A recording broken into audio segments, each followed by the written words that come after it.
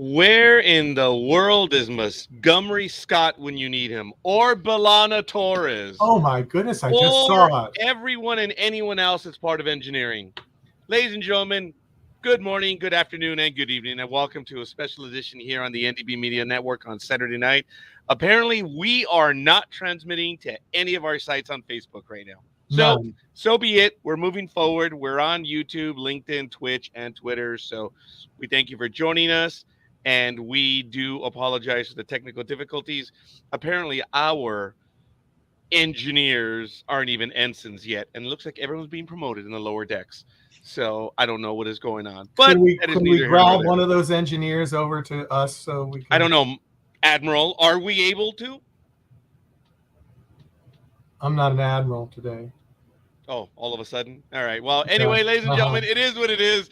Tonight is Trekking Across the Universe, and it is the premiere to Lower Deck Season 4. Terribly exciting. You know who I am. I'm Roger, and I'm going over messages from my co-host that sent them to me seconds before I go live because apparently there's a level of paranoia, but that's all right.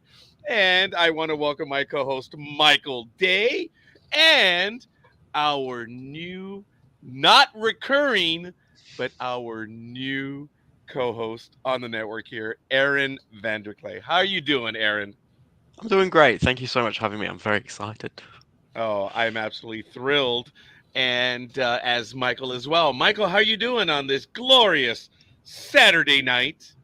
Lots of rain here today, so I'm doing good. Got rid of all the pollen and dropped the temperature 20 plus degrees, so that's been nice. So It's 90 degrees over here outside. That means it's 100 degrees in here. If I ever needed a sonic shower, I definitely need one now, but that's TMI. I do apologize. Good evening, Loath Cat. Glad you're here. Says, nope, you're not. Facebook crashed into the Klingon ship. Oh, it's Peanut's fault. I guess we shall see. But thank you, Loath Cat. It is issues that we are having with StreamYard and Facebook, but we're going to move forward. Star Trek Day was yesterday. What did you do yesterday, Michael, for Star Trek Day? I watched Lower Decks, and then I rewatched episodes 1 and 2, season 1 of Strange New Worlds, because they showed it on network television, which was very nice. They did that for Star Trek Day, so that was cool. Not bad. Aaron, what did you do for Star Trek Day 2020? Ironically, I actually watched Doctor Who. So,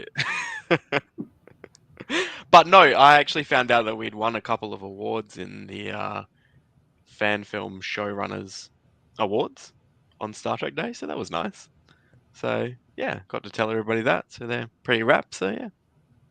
Well, unlike one of my favorite captains of all time, it is not simple black coffee. Mine has a little bit of flavor in it, but it is coffee for Captain Janeway, or depends on the timeline, Admiral Janeway. So we do have that in common, and that's about it. And really good. I enjoyed Star Trek Day myself. I celebrated, posted here and there, and I spoke to a lot of people about Star Trek. So that was a good thing. I don't know if Star Trek is life imitating art or art imitating life, but it's really a good thing. So, wow. Let's get to it. We've kicked off season 4, 2 episode premiere. And I guess we're going to get to episode 1 or some of your thoughts before we begin, and then we'll get right into it. Aaron, you obviously have seen seasons 1, 2, and 3. Yes. What were you expecting, hoping for? I don't know. What are some of your thoughts just as we go into season 4 now? I really enjoyed the arc that they had last season, with the whole Rutherford thing that he had going on. So I'm looking forward to this new arc, and as we've already seen, there's a couple of things going on in the background of the galaxy that hopefully our characters are going to run into shortly. But otherwise, in the trailers, we've seen a little bit of Voyager, which is in episode 1, and we're seeing a little bit more of Deep Space Nine, I think, later on. So yeah, I like the crossovers into the live action Star Trek. So that's what I'm excited about the most. Now you know, Michael, why I didn't want to say anything, and it's obvious that there is going to be, as Aaron alludes, and I'm going to take over in that it looks like there's going to be a season long, at Art. least one. Yes, there's going to be a storyline.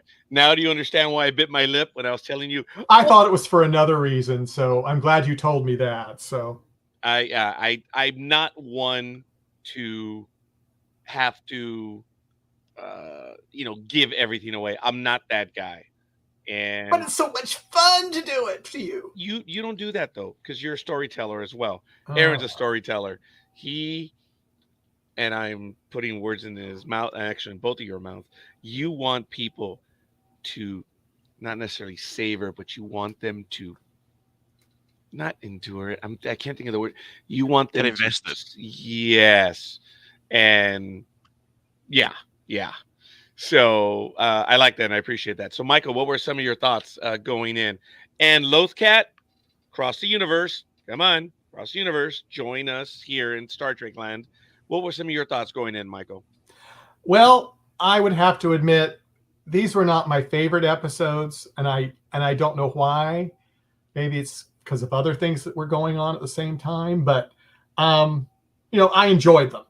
But as I said, they weren't my favorite, but it was interesting. I got the one thing I did get a kick out of is when Mariner said, when Boimler was upset about something, she goes, "Well, this is better than what we can't talk about Pike."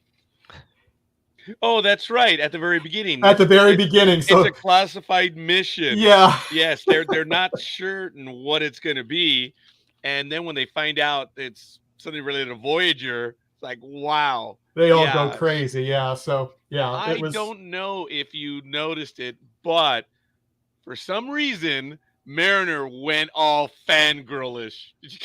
Did you get Yeah. that, Aaron? I mean, she Yeah. lost her mind when it was Voyager. I guess that is her ship. So, Yeah. So uh, she's a kindred to you and Aaron.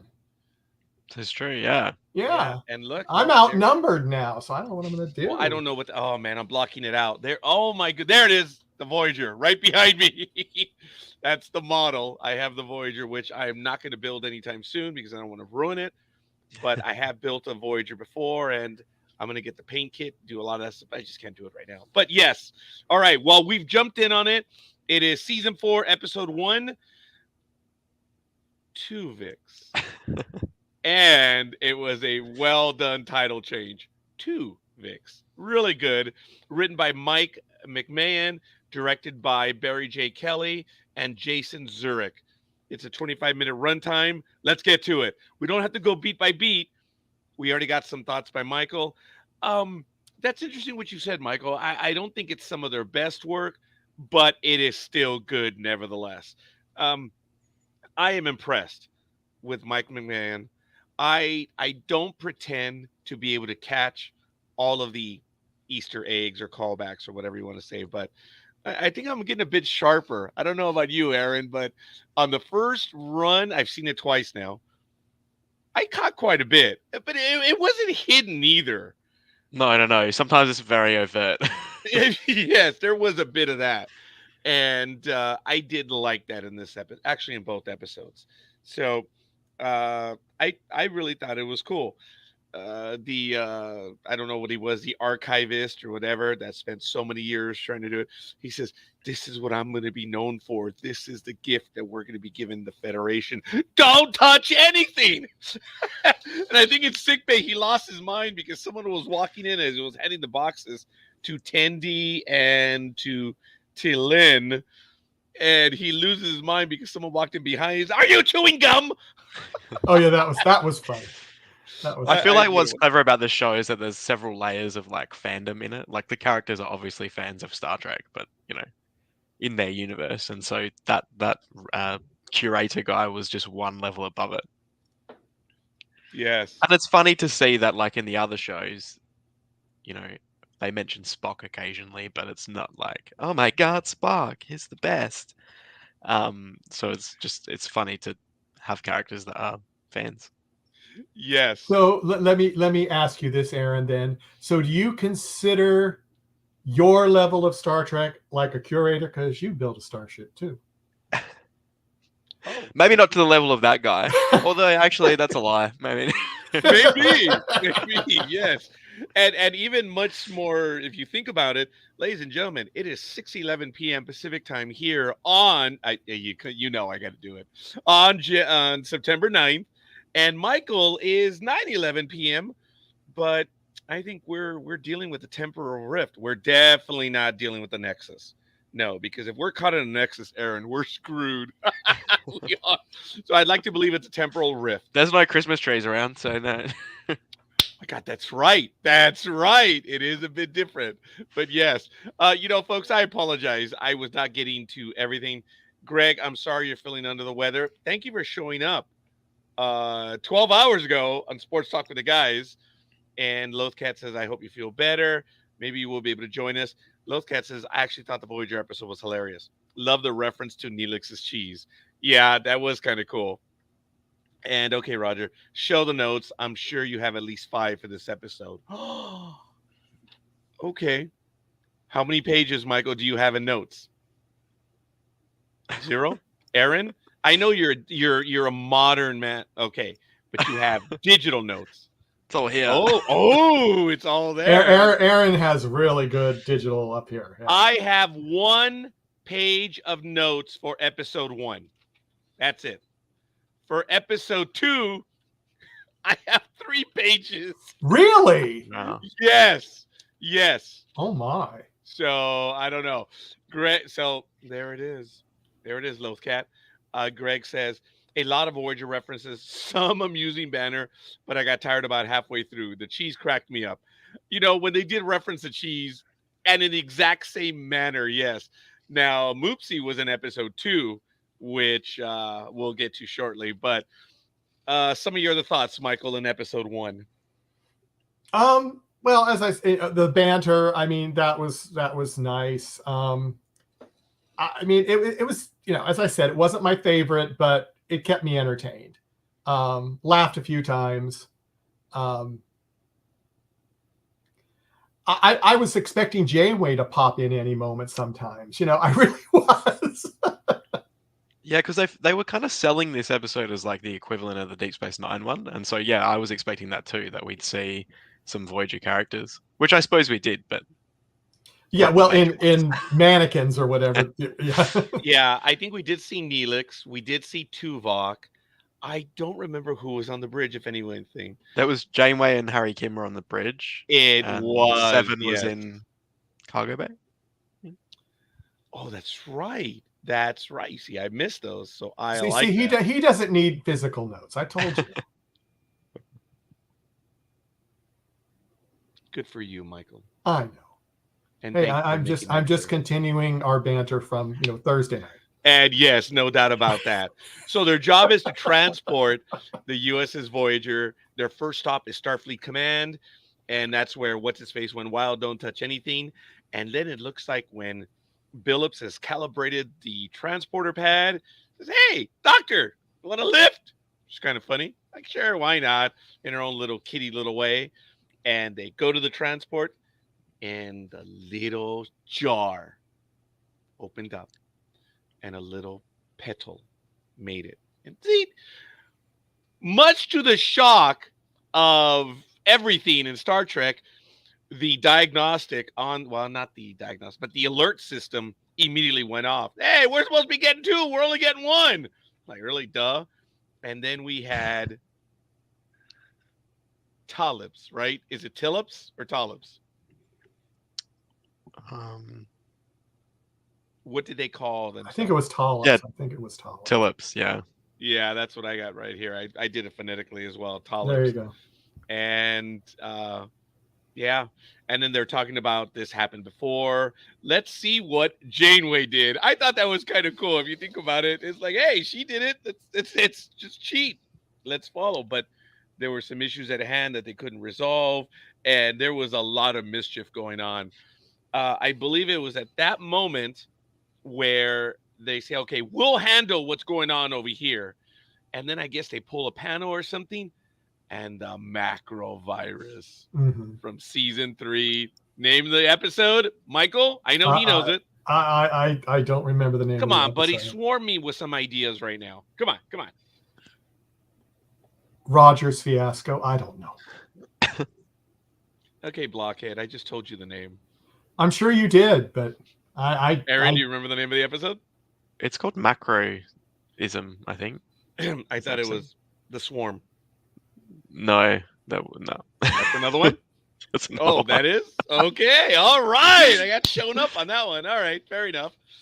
Ooh, I like it. Lothcat says, I was expecting Kim, honestly. I don't know. I wasn't expecting anyone. But the macrovirus is out of control. Macrophage. I don't think, no. Did you look it up, Greg, or are you guessing? Maybe he combined two of the episodes. Oh, there you go. That could be. That's what they should have added in, another element, the phage. There's just a little Vidian hiding in there, yeah. Ooh. Yeah. That's actually very That good. might be why he said this. Hey, you know what? On a real tangent, forgive me. They were good. That whole concept of that culture and what they were doing to survive. Yeah, that was good. I got to admit. But, it is what it is. Greg says he's just guessing. But it was kind of funny where the thing gets out and then Jack says, all right, everyone block the exits. Block them. And Boimler, go over there. He stands there and all of a sudden, I don't know. I guess he got scared. It looked like something. And the idiot ducked and two of them get away. I thought that was kind of funny. What would you have done, Aaron? Would you have tried to block it?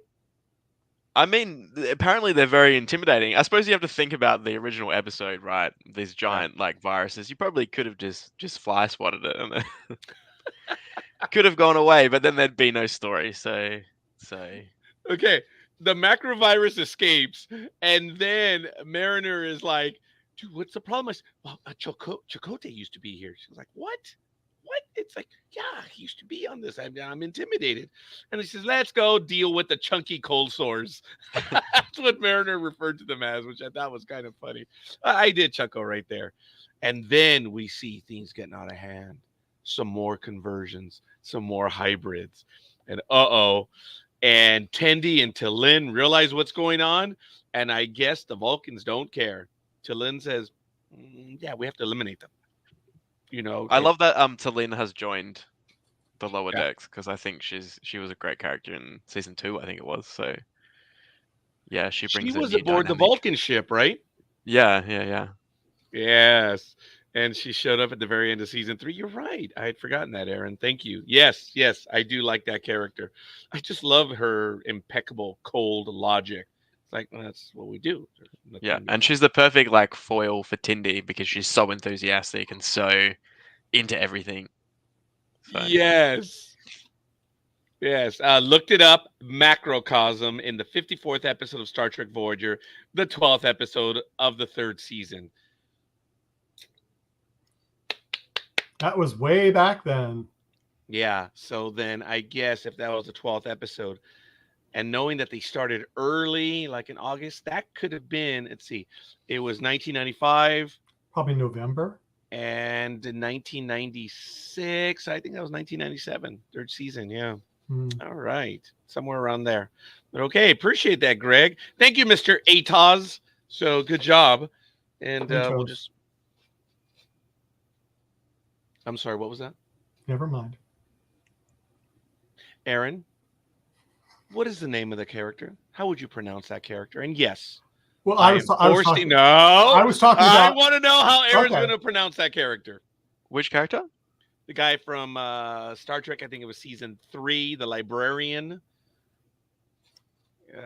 His spelled A-T-O-Z. When the planet was going to be hit by a meteor or something, and they all went back in the past. You remember that TOS? He hasn't seen all of them, so yeah. Really? I probably have. I just haven't. I've deleted it from my head. Yeah. You needed room for lower deck. I don't remember that one. The episode where they in the library they could choose a time and they could put it on the controller or whatever, and then they could go to that time. Spock was caught in the past, and he met up with someone in like the ice zone or whatever. Remember that's That's right, Michael? Yeah, Oh my that's god, right. I have no But it's still no Mr. memory. Atos. It's Atoz. Uh, Okay, the librarian's name is this is true. Atoz. A-T-O-Z. Get it? A-to-Z. Yeah. Whatever. Whatever. Whatever. Whatever. Michael, we were babies. Aaron wasn't even a thought. This is true. Well, sadly, I wasn't a baby. So there you go. Yeah, actually. Oh, there it is. Here we go. Mr. Atoz. A to Z. Yes. Marriott Hartley. Yes. She was in that episode. Yes. She was Spock's girlfriend, if you want to As say a matter that. of fact, there were 2 novels that were written based on that episode.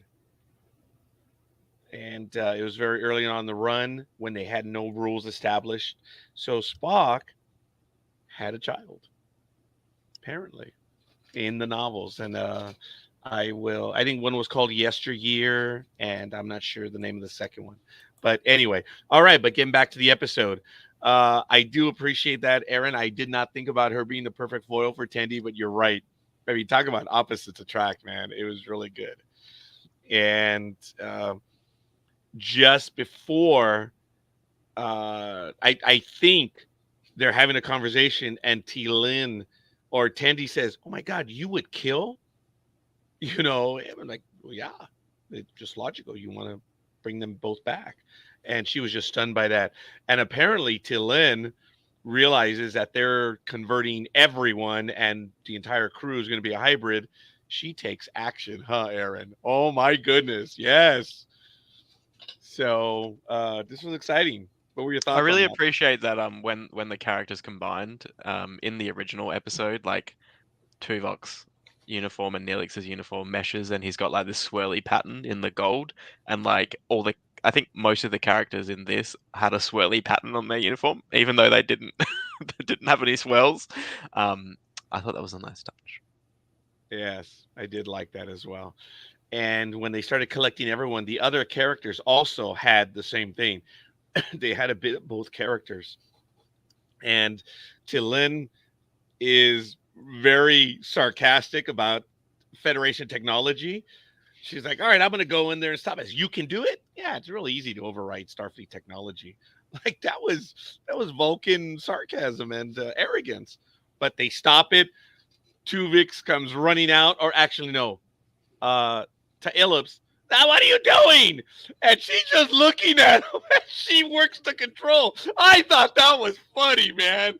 That was almost human attitude. Did you get that, Michael? I thought that was Yeah, hilarious. yeah. It was like, huh, yeah, watch what I can do. Yeah. I being a parent, I caught that moment, like when you tell the kid, "Don't, do not reach for that cookie," and the kid's like, "Yeah, I'm still gonna do it." I just thought that was so cool. Cookies are good. I'm having a cookie. Yes, I thought that was really funny. And then she just transports all of them, and she puts them in the holding pattern. And off her tricorder, she made it happen. They all beamed in, and then we had the blob. Wow.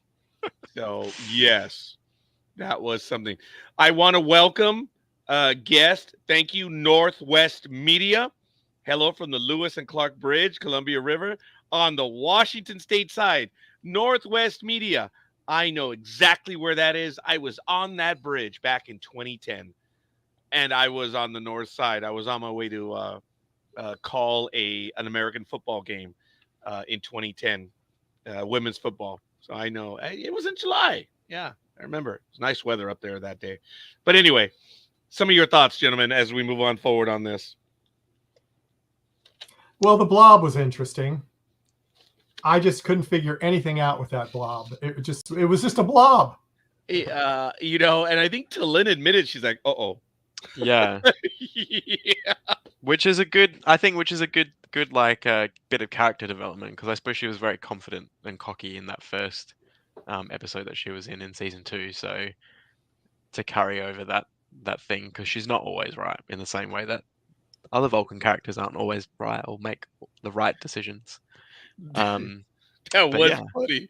But she says, Janeway and the doctor's way of fixing this is not going to work right here. Yeah.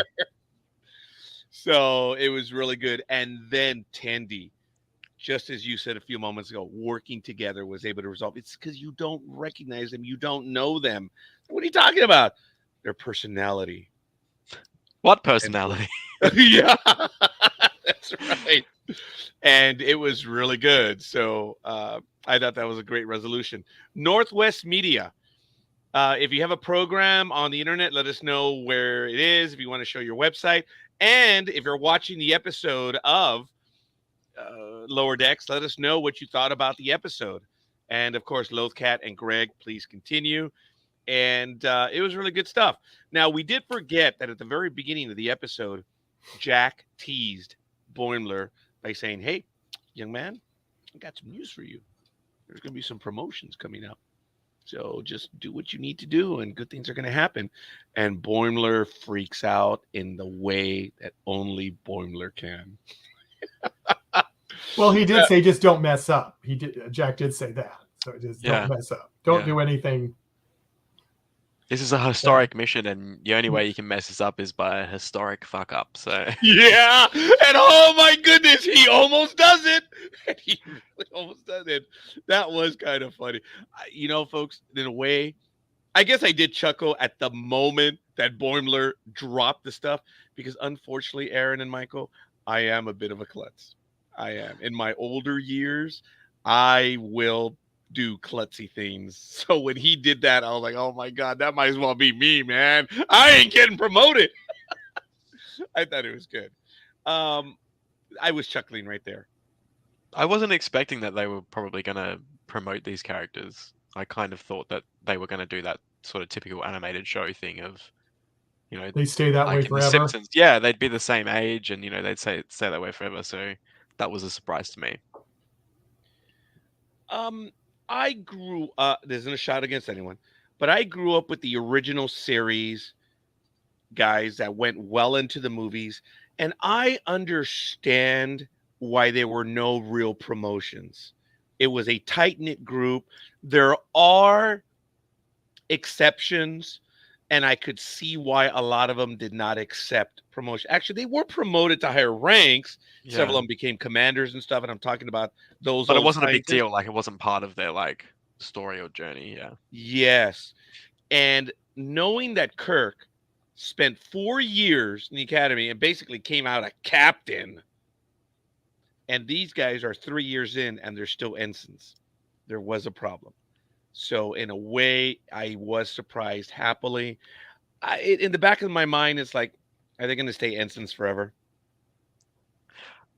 I thought at least 7 years they'd stay in it. Oh, oh, very good. Yeah, well, Worf did get promoted from lieutenant junior grade to lieutenant during the run. So, and then in the movies, he was promoted to lieutenant commander. Mm. That's right. Yeah. So it doesn't happen all that often. So it was good. Greg Tapp says, I hear Chapel's an MD now. Well, I'm going to need a top notch nurse, not some doctor arguing every diagnosis with me. Oh, well done, Greg.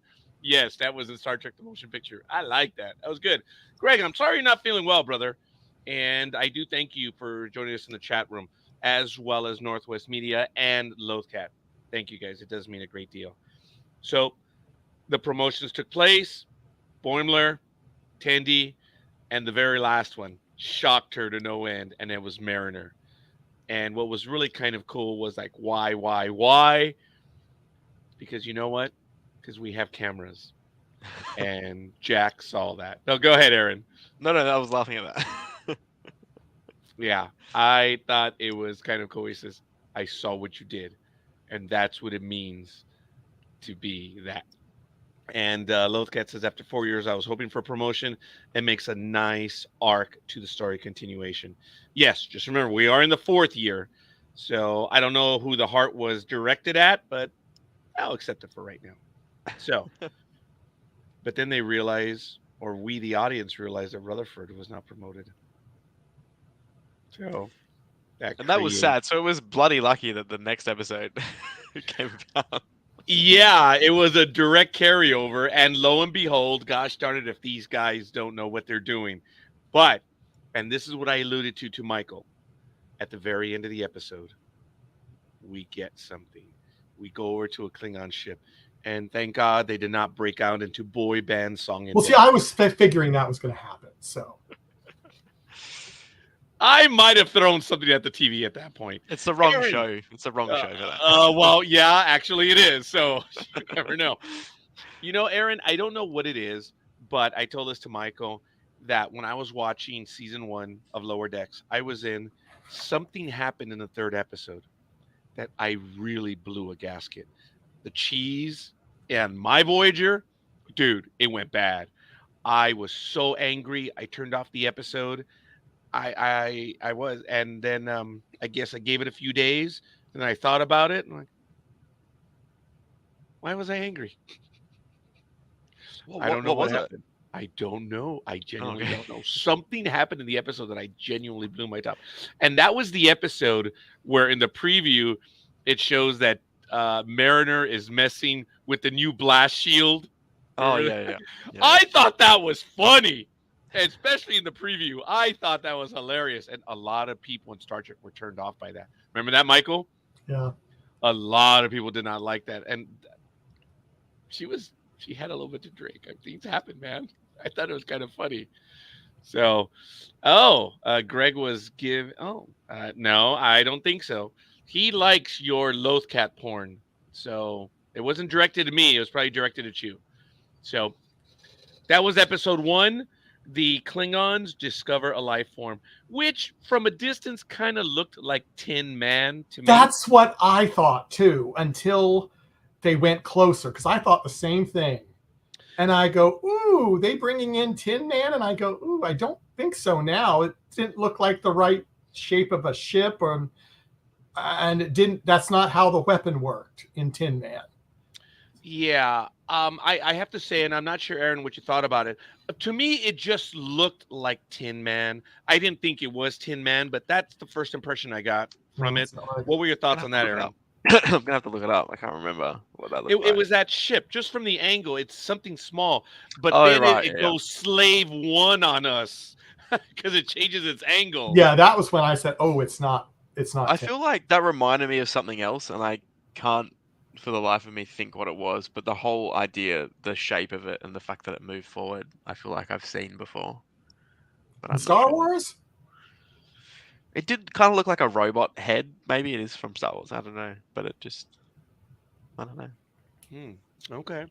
Well, there it is. Greg immediately said, "Oh wait, Lothcat says Greg was giving the Supreme Commander love." Okay, he says love the lower decks take on the Klingons, and then right away we'll get to that moment, and then it looked like the Mirror Universe Agonizer. Yes, that's the shape. Yes, that's right. Greg is right. That's what It I'm was a thinking of. familiar shape when it, like I Yeah, said, I it pulled the yeah. Slave 1 move just because it was like Oh, I didn't However, even. That didn't even occur to me. that's good. Now That's that good. makes you wonder now. What is it? So And this where was does it come episode from? 1. I do believe that episode 2 was almost a part 2 of episode 1. It was almost a continuance, loosely. It wasn't a to be continued, but it could have been part 2 only because we have that Tin Man slash Agonizer. Is that what we're gonna call it for right now? Yes, Can I just say, going back to episode 1, that my favorite part of episode 1 was when Michael Sullivan, the hologram, appears, and one of his lines at the end of the scene is, "I miss my wife." Yes, yes, that was good. You know what? Oh, and then when Fear, that was cool. The callback to that episode, Fear. The one thing I didn't get about that though is that he wasn't part of like the holodeck. He was like part of the consciousness of the people that were being in stasis. So I didn't quite understand why he was involved. However, it was nice to see him. Ooh. And I love the Captain Proton thing. So Dr. Chaotica, I thought it was the language that he uses is just very funny, and the fact that they had like film grain on his. Oh my God! Yes, that was Yeah. so well done. I love that because there was a scene where he's talking to him, and it looked. Yeah. It was like, oh my God, that was hilarious. That was really well done. Lothcat says, I thought at first it was Tin Man. Oh, really? You too? I think it's just by the way it looked. That's all. Yeah. From a distance. I mean, Yeah, but I when didn't it think got it was. close, then it was like, this isn't Tin Man. Yeah, and folks, please, I just want to clarify it. I didn't think it was Tin Man. It looked like Tin Man. That's all. But I appreciate the commentary, man. Look, they're flying. The holograms were great. Love them. Even yeah, chaotic, black and white and grainy. Yes, it was really good stuff. So there was stuff to like in the first episode. It's far from a misfire, in my humble opinion. I think this was good. Did you guys want to talk about this episode now, give reviews, or do you want to give the reviews as we go into episode 2 as well? So, did you want to give a grade right now for episode 1? I can give a That's grade. fine. Yeah. Yeah. Let's do it. Chat room. Let's go for it. So, um, Michael, I'm Well, as going I out of said, your stature. yes. Well, On as this I said, crew. it wasn't my favorite, so I will give it a B- today. Michael will give it a B minus. I'm going to jump over to Greg in that order. I'm just going by age right now. So, yes, I'm being very rude. I would go next. And then, sorry, Lothcat, you would be next. And then it would be Aaron. So, let me have your scores. Aaron, what do you think? I'm not 100% decided on this one. I think it's somewhere in the B's for me. I don't know just yet. But what do you think? I reckon a B, a solid B for me. It wasn't my favorite opening, and I do feel like I just wanted to see like a Voyager character in it, a bit like the Deep Space Nine one. But I still like Voyager. Voyager looked great in animated form. I think they did a really great job at recreating the They sets they and did they did everything. do a good job with the chip and everything else. They did a good job with that. After the teaser, we had the title card, and then Voyager. Yes, in space, she did look nice. She genuinely did. Greg gives it a B minus. Lothcat gives it a B, and we still have other people with us, folks. We actually have quite a few people watching us. We'd love to know your grades. On this one, folks, I might be a little bit charitable. I've got to reestablish my grading as to how I'm going to be doing this, but I am going to go along with. Oh wait, Aaron, I apologize. Aaron, what did you say? Was it a B minus or a B? A Just a solid B, B. solid B.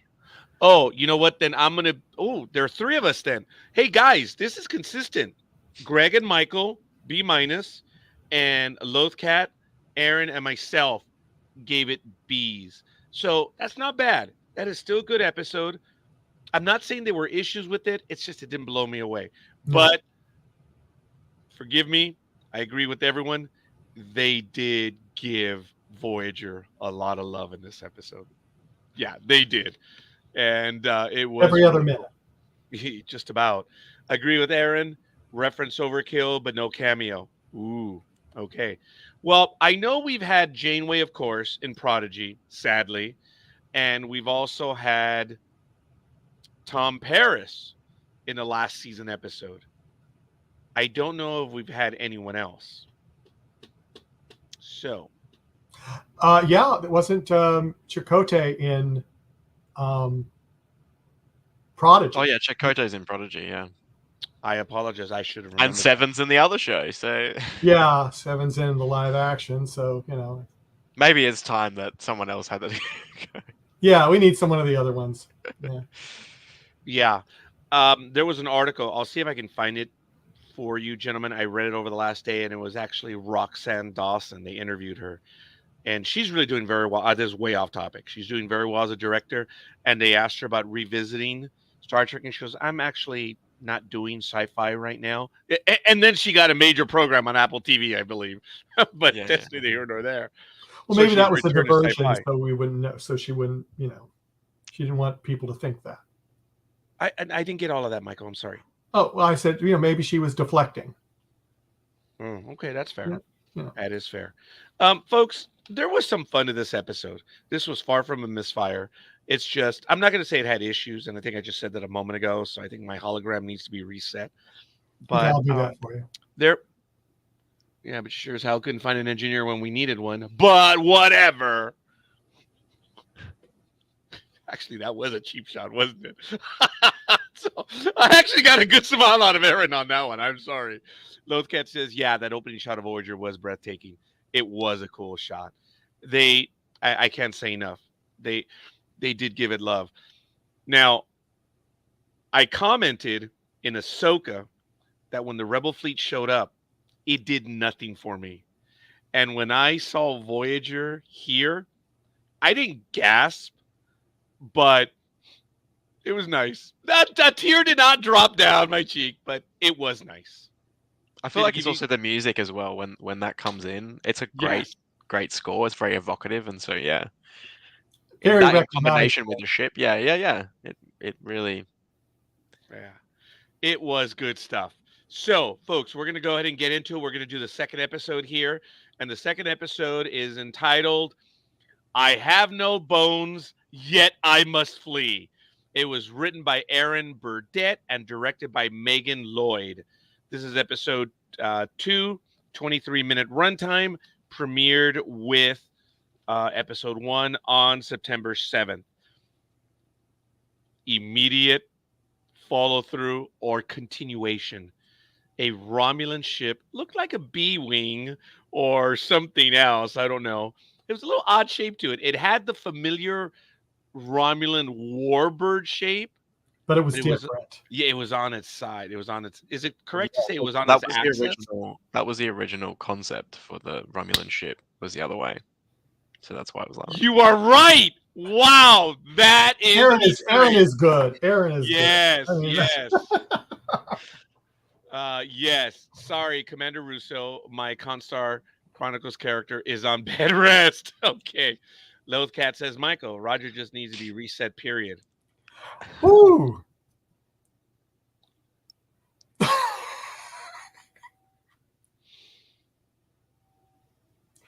She's trying to get on my good side, Roger. That's all it is. Yeah, nice try. It's not going to work.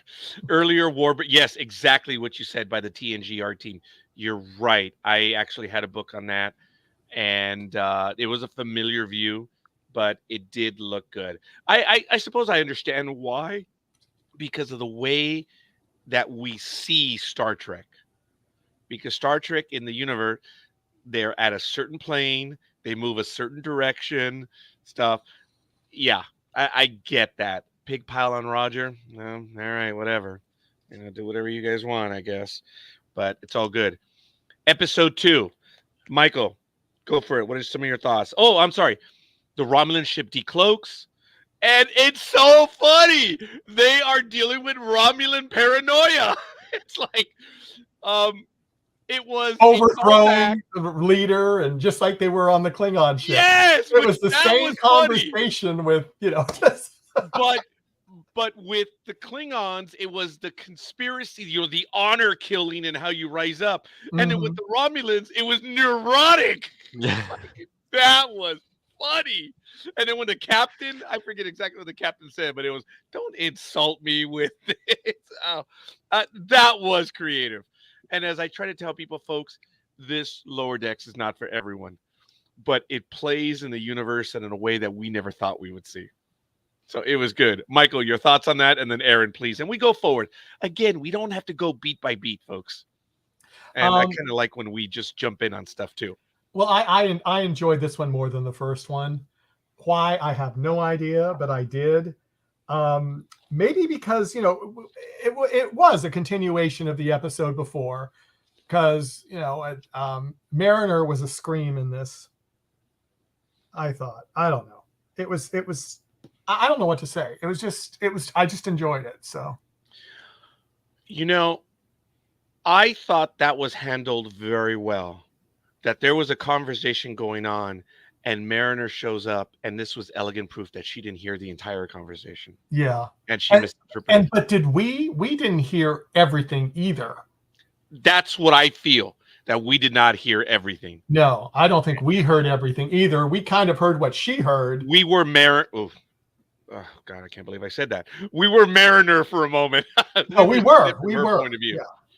Aaron, your thoughts on the teaser and right away on act. Oh my God! And the callback of those two idiots. Go ahead, Aaron. Yes.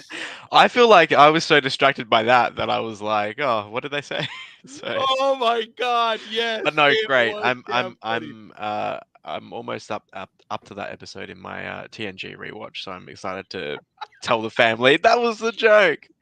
Oh my god, I think I don't know if I laughed out loud, but I was like, oh my god, it would be I those two really idiots. appreciated the fact that Ransom was completely ripped in that outfit. Like it's just such an Oh unflattering thing, but he still was himself. yeah. Oh, glad they did the wedgies. It wouldn't have worked without it.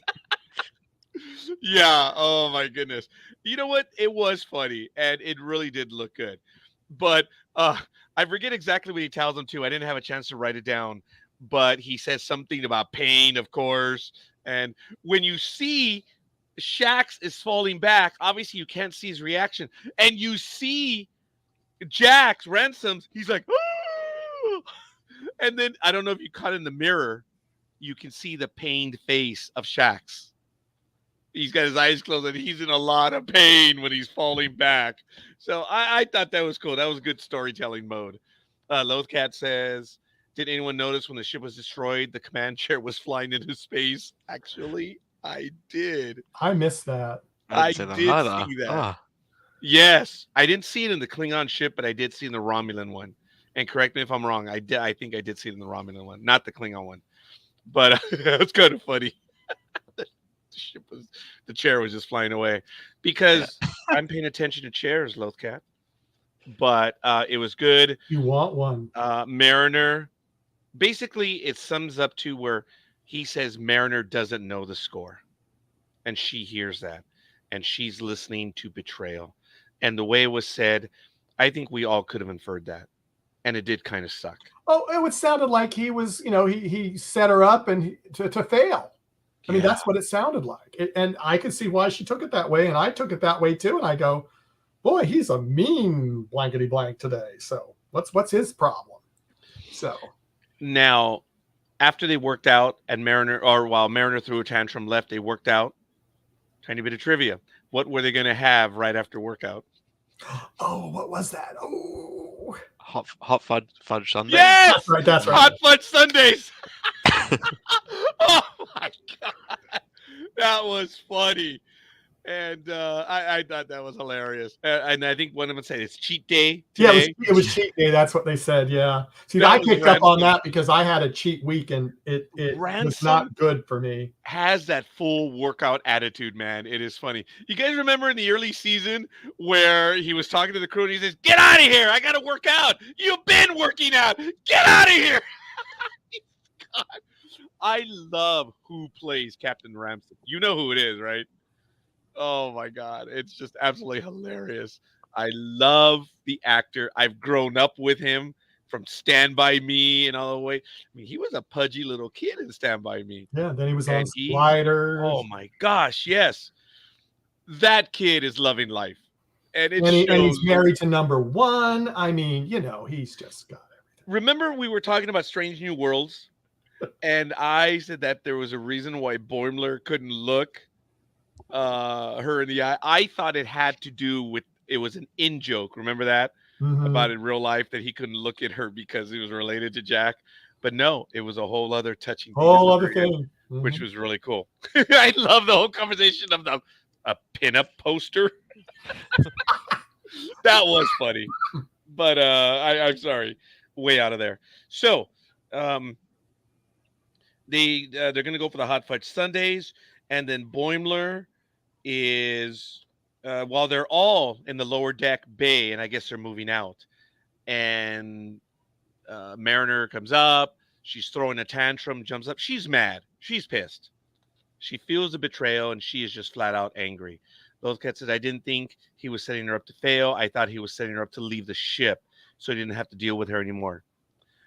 Okay, fair enough. Yeah, I think that did cross my mind. But it still looked bad. It looked bad, totally. Yeah. Yeah, it did. So I appreciate that comment. He's Boimler. We found out there's a dent right above him because of all the times he had slammed his head during Red Alert. He calls it Yeah, how many denty. times have they gone to Red Alert? Yeah, and when Boimler said goodbye to Denty, I was like, oh my god, I might have that in common because I refer to things inanimately. Or ooh, that was horrible. There are things in my life that are inanimate, but I give them stuff like that. Uh, that's where Mariner gets pissed because I think they're trying to talk her through it, and then she says, "Yeah, his brain. It's the only part of his body that he doesn't seem to work out." That was funny. I don't know what your thoughts were. I did laugh when she said that because it was twinged with anger and resentment. It was funny. She's like, Mhm. you know what? Yeah, whatever. He's using his head, but he's a dumb butt. I, I thought it was cool. Your thoughts, gentlemen? Go ahead, Aaron. You go first. Oh, I was going to Yeah. talk about the when they're packing up, like in their bunks in like Boimler's little box. He has his little plaque from like the Boimler effect, and he has his Voyager plate. And I think it's supposed to be like the Captain Freeman Day poster, but all you can see is a P. So I'm assuming it's the Captain Picard Day like banner Oh, it that he might. has, or maybe he's Yeah. got a blanket like that. But yeah, I'd noticed that. And he's #1 poster. Took that. Yes. Now, did you notice that Tendi had a model of the Cerritos? Yes, that's the one that they make together. Her and Yes. Rutherford. That Yeah. again, that was nice. Greg says, I don't know how this cast can make it through a table read in less than 2 hours for all the hilarity. It must be fun. It must be. But then Uh, again, since they do it, you know, probably separately, they might not yeah. have a normal table read. I mean, unless they do it over, you know, Zoom or something or StreamYard. Um, but because they don't all do it at the same time. So most of them, I think, have studios in their house or they go somewhere local where they are because the cast is not all in one place. Yeah. Because Yeah. I know some of them are in the UK. And I found that out when I was trying to get them to be on our show at one time. Uh, somewhere in the UK, somewhere in Canada, somewhere in the United States, somewhere other places. So, I'm pretty sure like Jack Quaid did like one season like from a hotel room, like with the mattresses up against the walls. Oh, yeah. Huh? So Yeah. I did, again, another tangent. I did see the program where he and Rebecca Ramjan did the new version of the Love Boat, and yeah, it was on Paramount Plus, and they were, of course, were in the Mediterranean.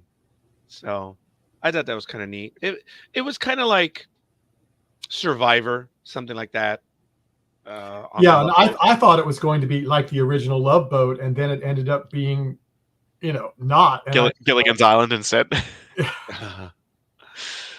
Yeah. yeah, Well, Jack is doing The Boys as well. I forgot about that. that's right. Yeah, but you know, on a cool tangent, the people that they collected for this crew, wow, wow. Aaron, I don't know if I told you this, but I and Michael knows that when I was in with Lower Decks, it was the season finale to episode 10, season 1. I compared that 20 some minute episode to a movie, man. That was awesome. It was dramatic. I love that line, and I think it was taken from the Lord of the Rings when Rutherford says something to the effect of, well, who's going to carry it? And he says, no, I'm going to carry it. And Tendi was like, no, I think your thing's, malfunctioning again. He said, no, I've got this. And Shax picks him up, and I've got you. I mean, I'm sorry for getting emotional, but that was, I think it was almost Lord of the Rings-esque when Sean Astin tells him, says, I can't carry it for you, but I can carry you.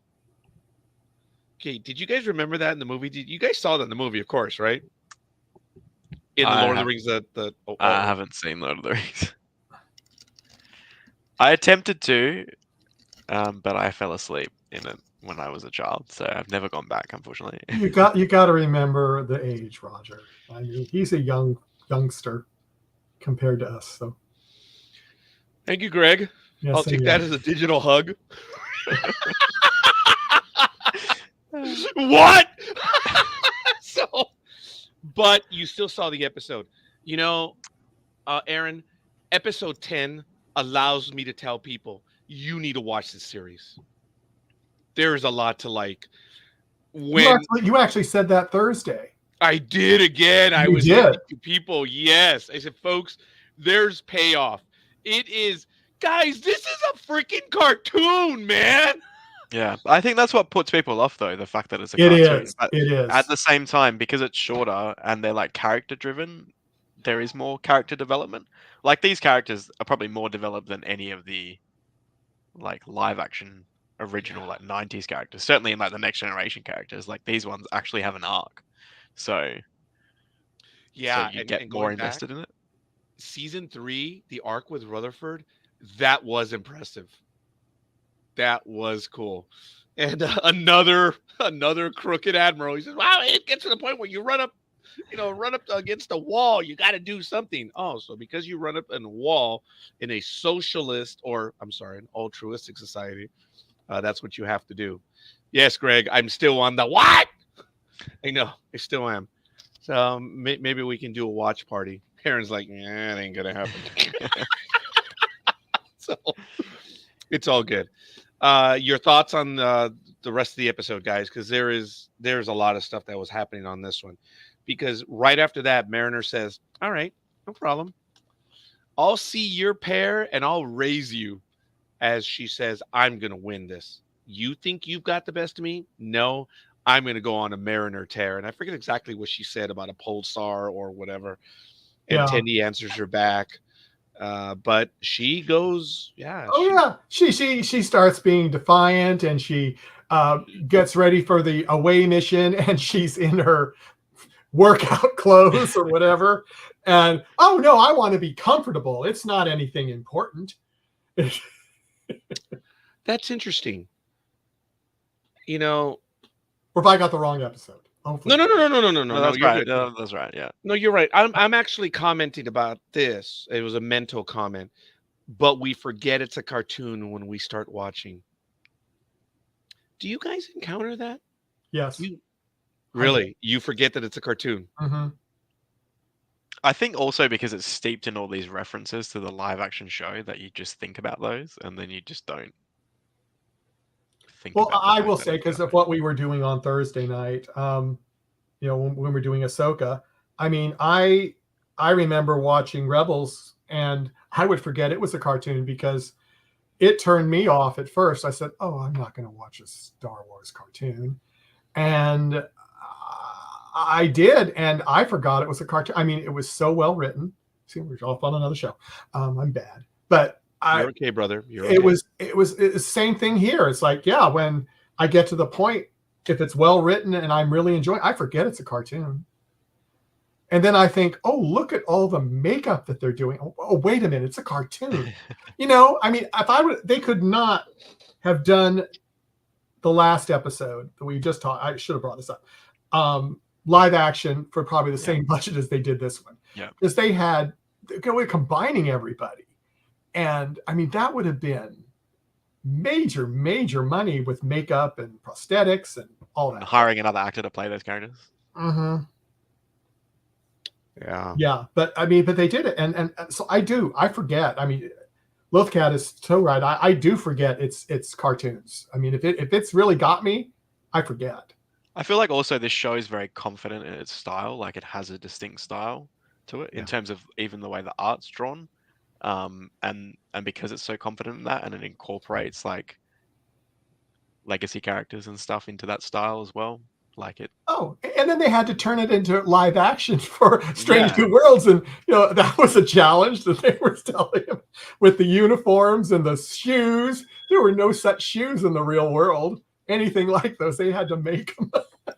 But it 100% worked. Oh, it did. It Yeah. totally worked. It totally worked. Gentlemen, I aired right now. I apologize when I came on over because I was in a rush. I left my pharmaceuticals inside. It's going to take me Shame about on you. 2 minutes. I'm going to go and get them right now. Would you gentlemen please take over? Oh, we'll And take over and we'll close folks, the show and everything. as far yeah, whatever. As far as the audience knows, remember, folks, when we turn off our camera, we don't get that image anymore on screen. Yes, you It do. actual I changed it.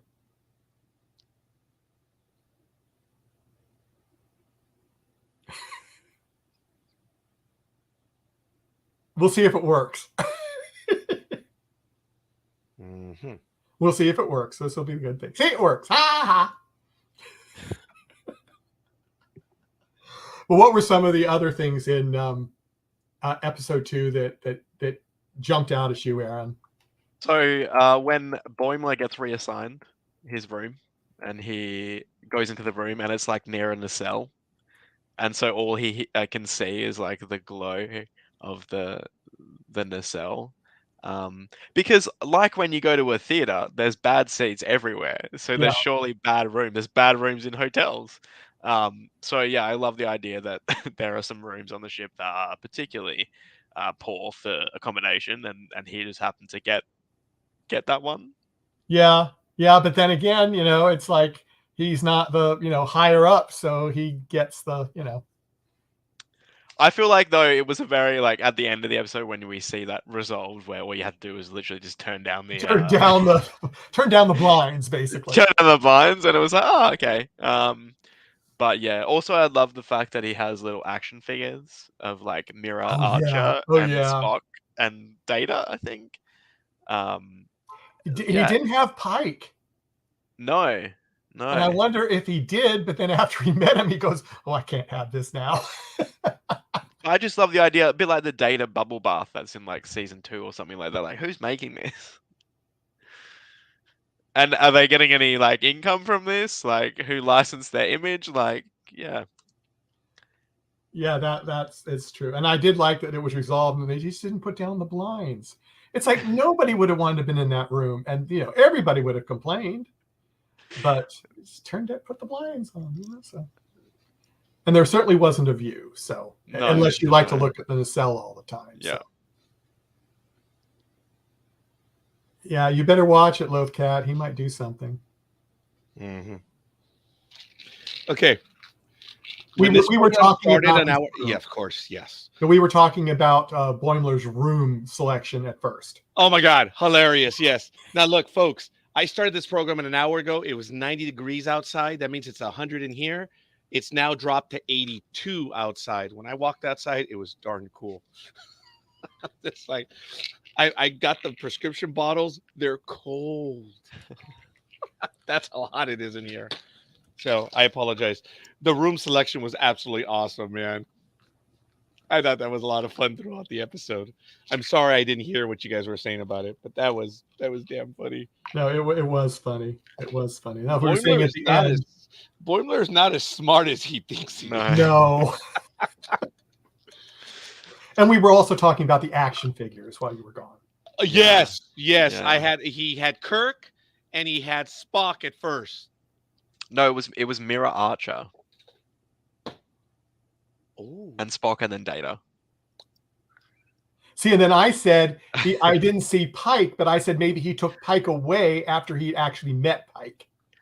But So also, how does he have Mira, Archer? Like, how do they even know about that? probably it was in, or was it? Would it have been in the records? No, I don't think they ever. No, look, remember, okay, this is this very good, Aaron. I've talked about this for years, folks. I've always believed that when Kirk encountered the black hole or whatever in the original series, that was top secret. When they pulled what I call the Kirk maneuver in Star Trek 3, where they go back into, or no, Star Trek 4, where they use the Klingon ship, I've always believed that that was super secret, that no one knows about that, because if people would, They would do it all the time. you get teenagers stealing their parents' warp ships and try to screw around, go back in time, stuff like that. Don't they do that same thing in the original series when they go back in time? There's like one episode where they're like, we're in the past, cataloging past behaviors. Yeah, there was actually 2 episodes they went back on the past. Well, no, 3. No, And they do that maneuver. So yeah. it's like licensed, but not. Well, the first time they go back in the past and it was an accident. Yeah. Yeah. But then they figured out that was, and I'm sure that was classified. So My thing is it's always been classified. So along the scene about the mirror universe, I believe that would also be classified. But then again, when you have a crew of 400 and some, come on, Yep. and they're not pure 100% military. So And then because- someone's like, you know what I should do as a business? I should make action figures. There and you I should go. sell them back to Starfleet. Probably the Ferengi. Yeah. Yeah. All right. Fair I enough. can see that. Well, everything that Mariner did scares the crap out of Gary because they're going to a menagerie. They're Oh, going to a oh, zoo. the shuttle that she was piloting. Yes. Did you see that? Oh, that was That was a TNG hysterical. shuttle. Yes. Yeah, but that was so hysterical when nice and easy or something. She goes, "Oh yeah," and then, woo. That was funny. It really was.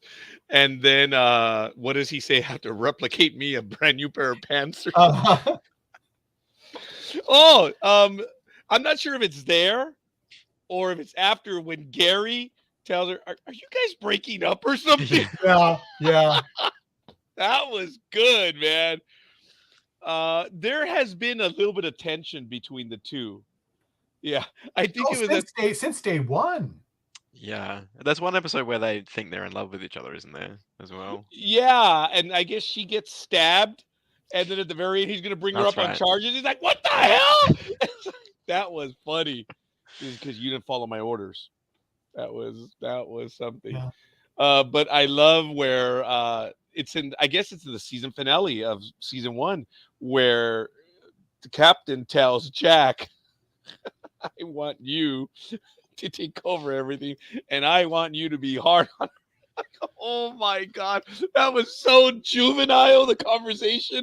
I remember that. I did die laughing. Even my daughter died laughing watching that scene. So that was the first bit of something's up.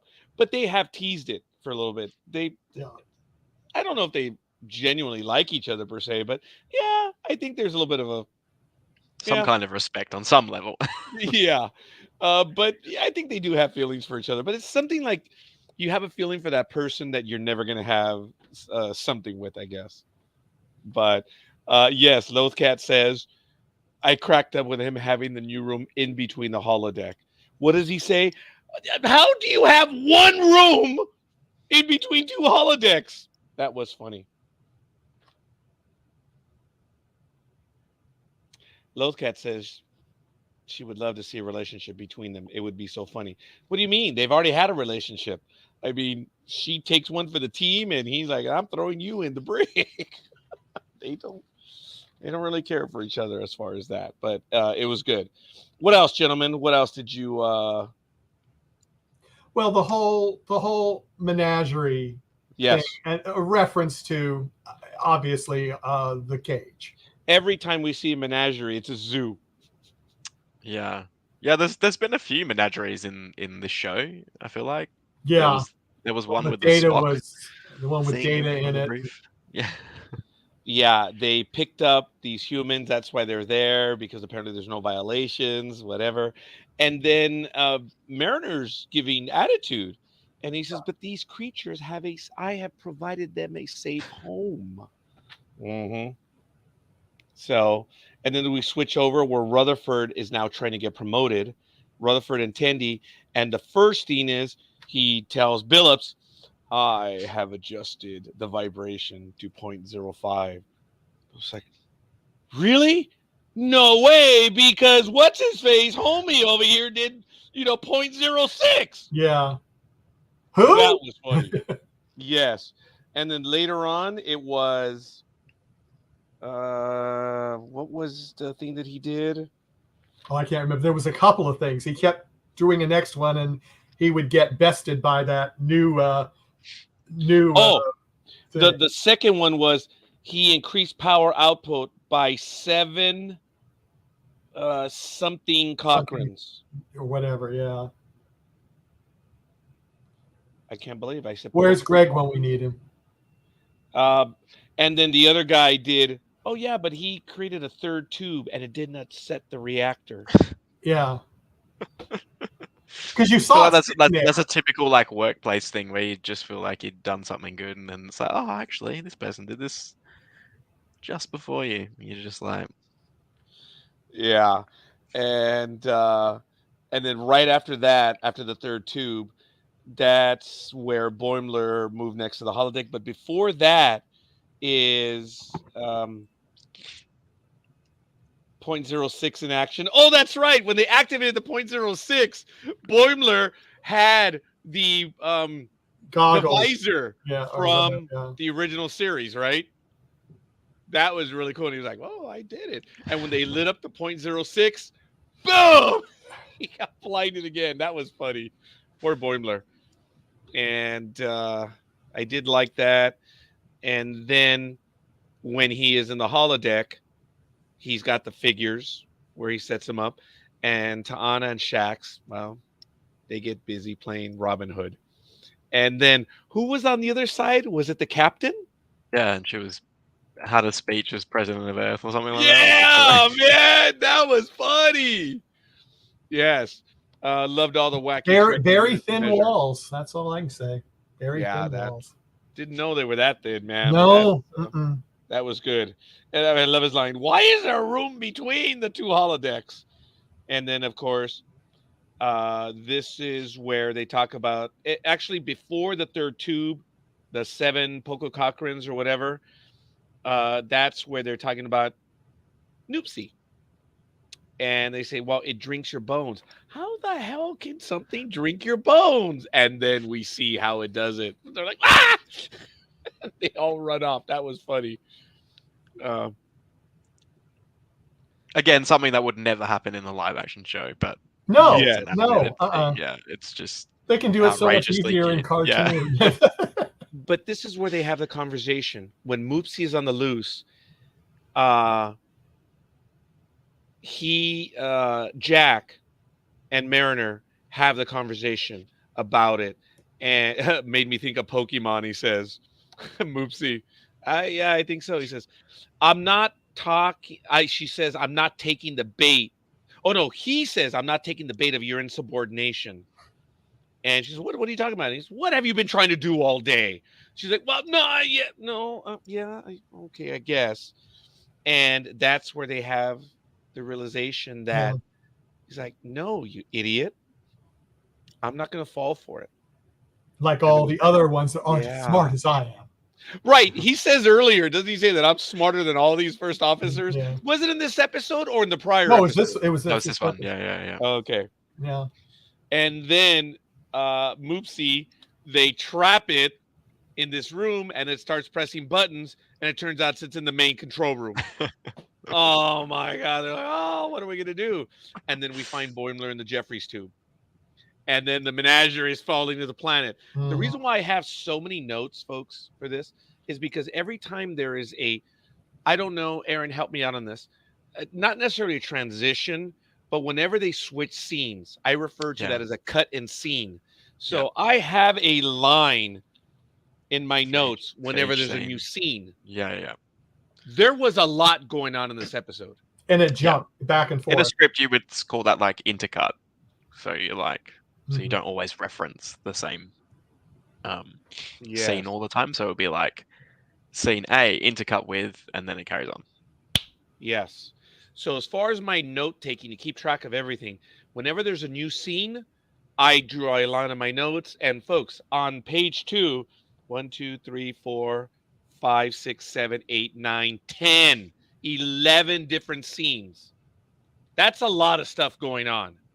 That script is rather detailed. So that's why I have 3 pages of notes.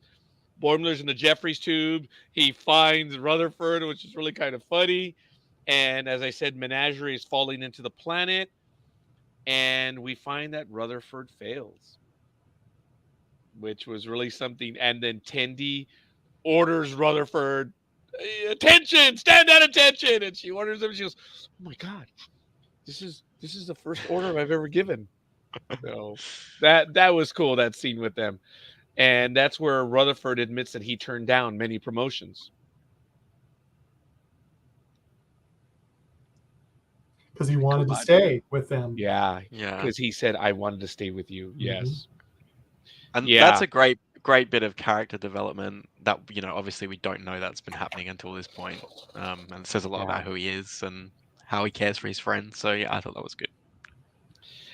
I thought there was another episode, or that was bad English, and I apologize. It was, there was an episode where he was supposed to go on a date with someone, I think she's like ops or con, and they just have nothing. He has nothing in common with her, Yeah. I think and that's episode 1 with the like a zombie thing yeah, on the ship. Yeah.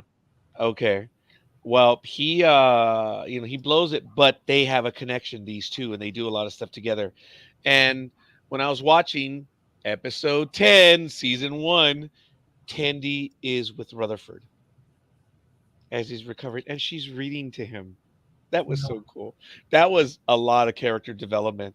And then when he starts to wake up, he says, "Oh, this stuff is so messy." She gets so excited when he comes to, but he's lost his memory. Yeah. My daughter and I were like, "Oh," I genuinely, we saw that. We're like, "Oh my goodness!" And then he says, "But I, I don't, I don't know what I forgot," you know. And poor Tandy, she's like, "You know what this means? That we gonna be friends all over again." Yeah. That was cool. There has been a lot of character She development. pulled the positive, not the negative. Yeah, yeah. She made it a Yeah. positive. Which is totally her character. Yeah. Like in the last episode. Yes, Yeah. yes. So, um, I guess we find out that Ranson comes up with the idea, slug me, so they can get the ball that she just. Remember, she hits him the first time. He's like, "Hit me, really?" Bam! She Then knocks she had a him good out. time. Yeah, I didn't realize But, that. but so did he, apparently. They really got off on that together. So That's right. And then Yes. she said, "Well, I really only needed 10. I probably shouldn't have done them all." And he goes, "Oh yeah, whatever." And so That's right, Aaron. They and, did. and did you notice she missed a couple times? No, I didn't notice that. No. He had a big black eye. Oh, that's right. She missed a couple That's times. right. When they're in the hallway, he was like Yeah. eating around the corner. He had a black eye. That's very good. I'd forgotten about that. And she took them all out, apparently, Every single one. because she says something about, "What is that, gummy?" Like, oh Yeah. God. And he actually did it with his voice. He's like he didn't have any teeth, and it was Yeah. Now, that we find out, because apparently no one knows how the Moopsie got out, but it was actually the humans. Mhm. Because of the way the umbrella, where they did something and it opened up the door, and they're like, "Ah!" They try to close the door again. Like, so the humans are responsible. Screw them. Let someone else come and pick them up. That was funny. That was good. That's vindictive, but that was funny. But the other thing was, if you think about that, there was no caretaker anymore. Was there other staff, or was it just him?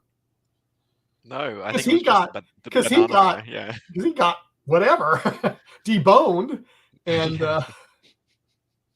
so no one's going to be He's taking a care of him. stock. He's a vegetable. But apparently Moopsie went for that too. So Moopsie goes for everything. That was funny. Did you guys notice how they overplayed how he got his new set of chompers? Yeah, yeah. And they were that was funny. They were playing on how people stare at the oddities that some people have. Yeah, yeah. When So they get like funny. veneers and they're just so Yeah. yeah. It was just so funny because Jack has a particular thing to his face, and Yeah. the new teeth kind of like deformed him. And then I really but- hope that he stays that way for the rest of the run. oh wow, that would be interesting. Because Dr. Tana just says, "Look, just don't chew on anything very hard for a little while." And Which what did is, she say? She said something as though something would set, and it was like, wait a minute, what did she say? And it was something like, is that what she used? And it was like, but I can't remember what it was. I don't remember either. I like that. But it was something that I went, is that what she used to put his teeth in? It's like hopefully someone in the chat room picked that up, because I've seen it twice, and I thought, Okay, Greg says the veneers. Okay, so if someone can't see it in the see the episode, you can help us out on that. Right after that, shortly thereafter, they stranded the humans on the menagerie.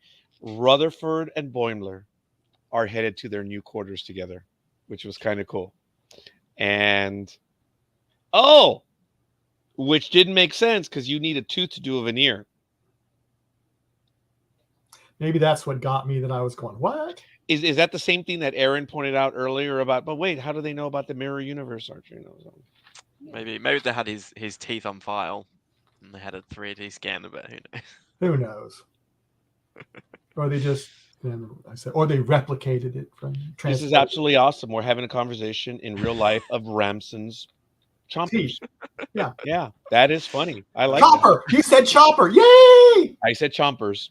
I know, but I said chopper. So there you go. That's funny. Rutherford and Boimler are going to their new quarters, and as soon as the door opens up, you could see the PTSD from Boimler. Ah! And what does Rutherford do? Oh, well, let me dim the lights. Well, he puts the blinds. He puts the blinds. Or, well, yeah, he activated the blinds. That was funny. LOL, transporter. Yep. Oh, and Moopsy. Yes, that was good stuff. It was a good episode, folks. It was fun. I don't think it was laugh out loud for me, but there were moments that I was laughing. I thought the first episode was emotionally better, but there was a lot to like in this episode. I don't know what your thoughts are, folks, in the chat room, and Aaron. I probably actually enjoyed this more than the previous one. I'm kind of the same with Michael. I'm not sure why. I can't explain why, but yeah, I like this better. We gave the last one a B. What would you give this one then? Probably maybe a B plus. Yeah. Oh wow. Greg gave this one an A. Okay, so Aaron, you're giving it a B plus. Actually, maybe I think I'll give it an A minus. Oh, yeah. Okay. Because that's actually what I'm in between. I'm in between an A minus and a B plus. Yeah. Because I did like this one a lot better. Tribble. Oh, I'm sorry. I mean Lothcat. What is your opinion on this episode? So Michael is either an A minus or I'm going to decide in a few seconds, but I'm reluctant to give it an A minus in case there's the next few are just outrageously, but I'll give it an A minus. I was in between before, but I'm going to go with the A minus. Give it the benefit of the doubt. I don't know what that symbol is, Lothcat. That's a mathematical equation, sweetheart. I need a score. So you're dividing the B into what? 2 A's? Is that what it is? I don't know what you mean by that, Michael. You're the former educator here. Well, that's why I'm trying to interpret. Is that a B plus? Let's look on our keyboards. What was she trying to? No, it's B divided by. So, I don't infinity. know. Who knows? I mean, come on, woman. I need to know your score. Look, I think this was a little bit better on the episode, but it's very tough to make an argument. Oh, B plus. Oh, hey, Jay. What up? So, Jay, thank you, Jason. Hey, I'm glad you saw the episode. So, Jay says, dude, you're watching Lower Decks? I appreciate that, Jay. So, he gives it a B plus. And Greg says, it is next to the plus on the phone. Oh, okay. All right, fair enough. Now, is it Android or Apple? Okay, anyway. It is difficult for me to really give it a much higher grade than the last episode. And I can't use the argument that it's a B. Did you do it again? Okay, it's a B plus. That's a B plus. Okay. Aaron has commented about the character development. Folks, I don't know if there's been an episode on Lower Decks that didn't have any character advancement. We know these characters very well, and there's always something that comes into play. And I don't know if this one had more, but there was a dynamic that Mariner is always effing up. And here she went back to it out of anger and realized that she was wrong 100%. And that's a watershed moment. But do you think she really realized that she was doing this that way, or because she? Oh God, she knew it because Ransom says, hey, you've been. Is like, no, I haven't. Well, he says you've been trying. he says, I am not taking the bait on your insubordination. What insubordination? What you've been trying to do all day, but I'm not going to take the bait. Yeah. And But does she realize that's what she was doing all the time? The way she was doing it, to her, maybe it felt like she was doing it for another reason.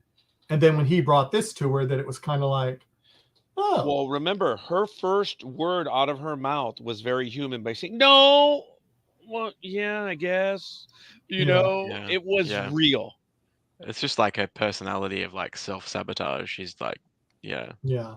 But yeah, she could not be conscious of it. She's just, that's the way she is. That's the way she's always been. Yeah. I did like this episode, and I apologize because the little ruffians, the dogs, are making their presence felt. I don't think anyone's walking in the alley behind me, but there's just a lot of stuff going on right now. Folks, I'm going to give this episode a B plus. I did like this episode. I don't think it rises to the level of A, but that's just my opinion. I respect my co-host here, and that's the beauty of it, folks. I talked about this when we did Ahsoka, is that we are not shills for this program. We give our opinions honestly and straight up, and there are things that we don't like, and there are things that we do like, which is really cool. Unlike Futurama, right, Michael? Well, you tell me. I don't watch it, but you keep telling me about it. I'm having a hard time with the new Futurama. I'm 7 episodes in, and they finally made me laugh in an episode. Do you watch that one, Aaron? I haven't watched the new one, no. Then I shouldn't say anything else. But Lothcat says, I've been up since 4 a.m. with about 2.5 hours of sleep. Cut me a little slack. I am your ruler after all. Yeah, nice try. No, you're not. I've only had 2.5 hours sleep in the last 36 hours. Oh, here we go. Now we're going to be bragging as to who has the largest time off. Okay. And I almost called Roger at midnight last night, but I didn't do it. So Why? I'll tell you off screen. I heard that Dune one was funny. I haven't watched them yet. For what? Oh, you mean Futurama? I'm sure he does. Yeah. There was one about Dune. I don't know. It's just previous season. I don't know. I don't know. I mean, it might have been. Actually, there might have been one on it, but it's just. I'm not going to get into that.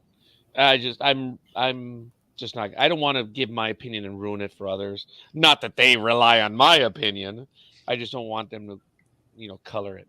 So, folks, I think this was a good start. I do enjoy this.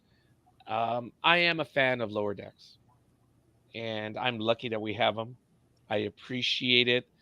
I like these characters. They're real to me. And I appreciate them. I appreciate what the professionals, the thespians, the actors, the writers, the animators, everyone, I appreciate what they do. This is done with a lot of love. And it is really cool. Do you think they will do another crossover between an animated and a live action one? Not necessarily the same thing they did before, but do you think they will?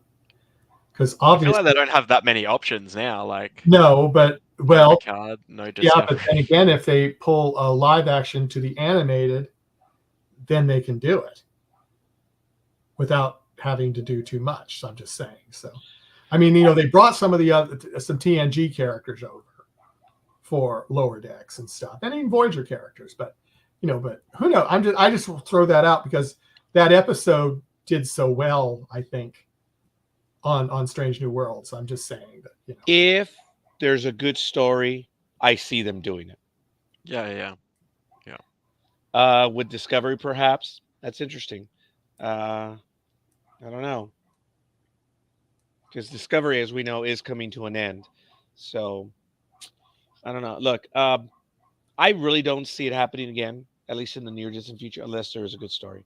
Look, this Strange New Worlds episode really, it was all right, man. It was all right.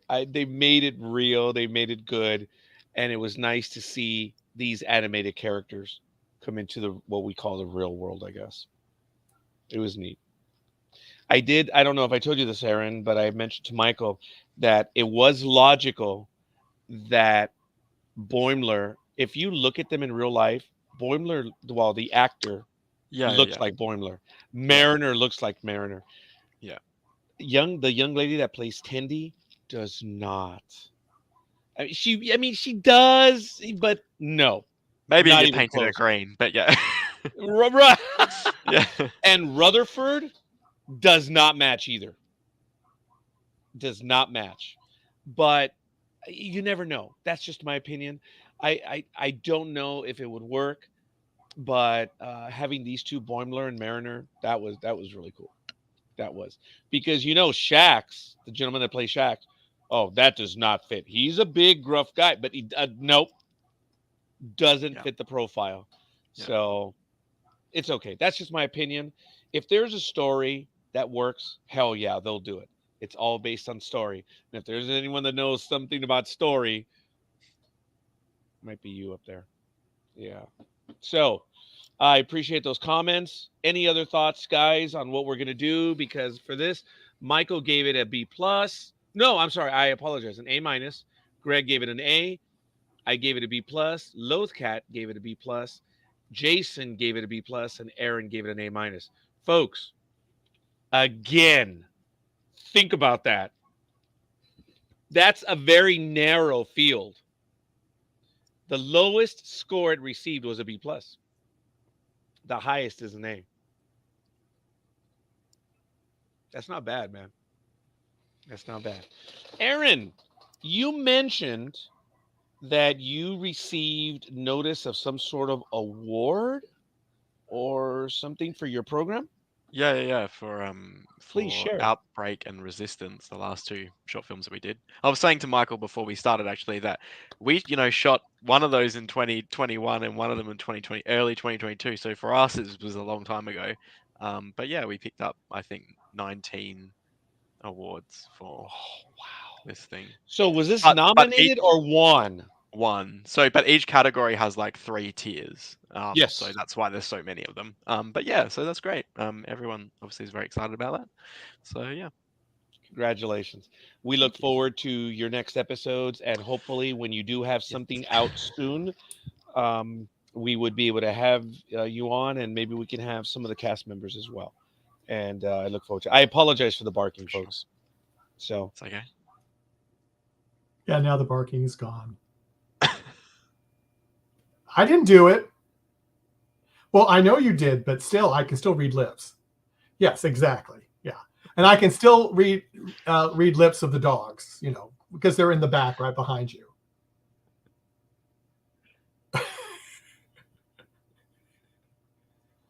I did you like read that one? Did you read that I one? did. I read it, and didn't repeat it. Sorry. All right. I apologize.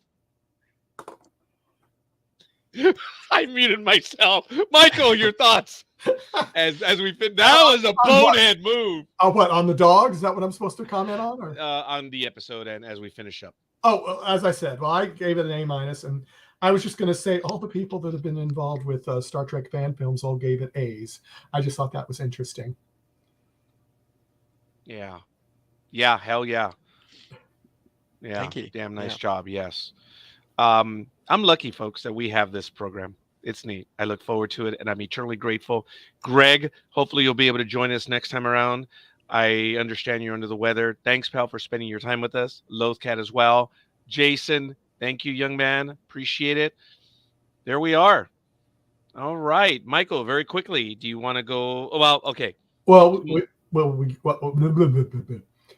we got our interview conversation with Mercedes de la Cruz from the ARC on a Monday evening, and we are all very excited about that. Starting our ARC conversations again. Yes. We are very thrilled with that. Did you ever Aaron, see ARC? I know it's a bad time for you, No, Aaron. I haven't seen it. No. Okay. I know it's a bad time for you, Aaron. It's going to be Tuesday morning for you, but you're welcome to join us. So, but I probably should get up to speed on it first. well, check it out. See, there are some sales at Electric Entertainment. on Amazon. Folks, I got a deal on Amazon. Sorry, I'm not a shill for them, but I purchased the season for $20. I think it was on sale and I got it. So Yeah, I'm really happy with it. it could be because it did show in Australia because we had somebody else come on that had Yeah, we did. That's right. one of our shows and they came on and they had seen it. So I don't know if it was if you have the Do you remember where they Peacock. were from? Was it Melbourne I or think it was Adelaide? Melbourne. I think it was Melbourne. Yeah, I think it was Melbourne. Yeah. And they commented, they go, I didn't know you guys were doing this. Yeah, This we, is we really yeah, neat. and we didn't know that you were seeing it yet because not many were seeing it at the time we were doing our shows. It was basically the United States and a couple of other places. They weren't even showing it in the UK at the time. They weren't even showing it over there where they filmed it. No, they weren't showing it there either. Yeah. So it was, it was kind of a surprise, but That's Monday, 6 p.m. Pacific time. Tomorrow at 3 p.m. Pacific time on Sunday, Better Call Saul rewatch is going to be. And by the way, folks, in Sunday, we're going to be celebrating Halloween. I don't know if they celebrate that down under, but the young man will educate me on that. Halloween, every Sunday in October in the afternoon, we are going to be going back and we're going to be celebrating horror movies in October. So I've chosen one already, and I think I'm going to do the third Sunday in October, and it's really cool. We're really going hardcore old school on this, but I went with the late '70s classic, and I believe it's the Night of the Living Dead. Yeah, that one was good. I'm not a horror fan per se, but I remember that one scaring me to death when I was 8, 9 years old. So I was thinking of doing Prophecy or this one, but I'm going with the classic. It's 1978. So there we are. All right. I know we're all over the place. Take a look at the schedule at and then we've also got, ndbmedia.net. Ahsoka Thursday evening. Yes. And then again, Saturday evening, we will have the next episode of Lower Decks. Yeah. So that's generally the schedule right now. Head on over to ndbmedia.net as you see it on the ticker down there, and you can find out everything that's upcoming, what has passed, and what we have going on in the universe. So it's really good stuff. All right. Don't forget, head on over to Aaron's channel. These are the Voyages on YouTube. Good stuff over there. And a little bit of trivia. See if you can figure out the storyline. Aaron, was I one of the few that actually did get that about What? the way you told your stories without Yeah, giving it yeah, away? yeah. Yeah, that was because some people just find it like randomly and they just think it's a one-off thing. So yeah, it's nice to Yeah. be able to direct them that there's a sort of through line in the story. So yeah, It was creative. thanks. I mean, Michael and I talked about it, and when I posed that to you, and you said, "Yeah, actually, it is." I'm like, "Oh, no way! I got one!" I was like, "What's her face in Ghostbusters? We got one!" That's the only time I got it right. So, all right. Any other announcement? Last thoughts? Stuff? I think we're good, gentlemen. No, just we might have some other guests coming up, but just check our schedule, and as soon as it gets programmed, then we know it's 99% going to happen. What time is it where you're at now, Aaron? It is 10:39 a.m. On a Sunday. on a Sunday. So you got the rest of the day set up for you. Good for you, man. Thank you for spending your early Sunday with us, and I look forward to it. I can't wait till next week. Thank These you. dogs so are much for having being. us. Oh no, thank you. And it's always fun when we have storytellers on with us because the insight that is provided. Well, both you, Michael, and Greg, you guys are storytellers, and it's really cool. Lothcat says, Aaron, check it out when you can. Sci-Fi Australia has it, and Peacock.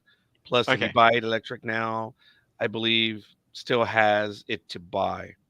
But Okay. before you make the commitment on buying it, what would you say, Michael? How many episodes for him to pass judgment on? Most people have troubles with the first episode. Actually, yes. And and I'll tell you why. Because it's Actually, not. Aaron may have a tough time with that. He may, because it's Yeah. not a typical uh, hierarchy on a ship. That's the You're best that used we to. can say. If Okay. you get frustrated in the episode, then it hit its mark. Okay. I don't want Aaron. We don't want to spill anything. We don't because No. And we- I'll say a friend yeah. of mine who military family, they hated it. They hated it until actually they were starting to look at our review shows. yeah. And I think it changed their mind because they went, "Oh, really?" Dean And Devlin and the other producer, I forget his name right now. I'm sorry, the two producers, they wrote a good story, and they thought it through, and it's good, and there's more to come. So I look forward to that. yeah, because you've got Dean Devlin, who did one of Roger's favorite, Independence Day, and Okay. and the original Stargate, and Jonathan Glassner, who did Stargate SG-1. Those are Yeah. the two main people that created this series. Yeah, along with we've a had couple of Dean people. Devlin on twice now, which is really kind of cool. And it's funny because I always refer to everyone as Mr. But since I'd already interviewed Dean Devlin, he was so cool.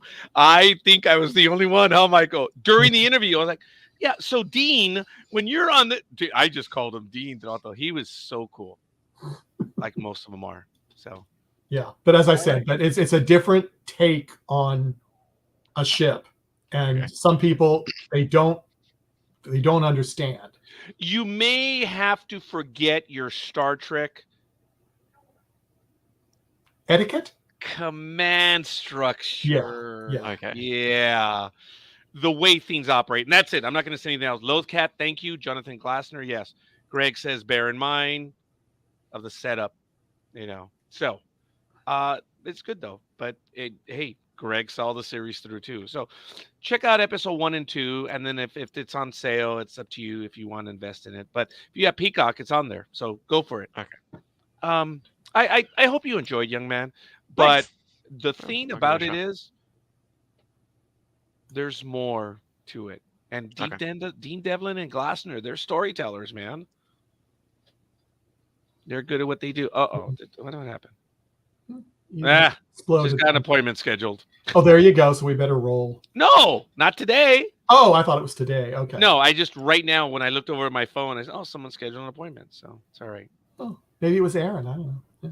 No, Oh, no, okay. it's all right. All right, folks. Once again, we're off and running. We hadn't done a Saturday episode in a while. This is Trekking Across the Universe, Tatu, and we are reviewing Lower Decks, and we already have 2 episodes in. So already we're down to 8 more episodes. So not too bad. We'll see what happens. I hope you guys all enjoyed your Star Trek day. I did. And I can't wait to see what else happens. And hopefully the strike ends soon because it's not good for the industry. It's not good for the performers. And I mean everyone. Because the producers and actors are out, everyone else is out too. So hopefully they can get it to work. And we'll see. All right. That's it. We're Yep, good. that's it. We're good. We'll see you guys on the other side. See you later. Peace and long life.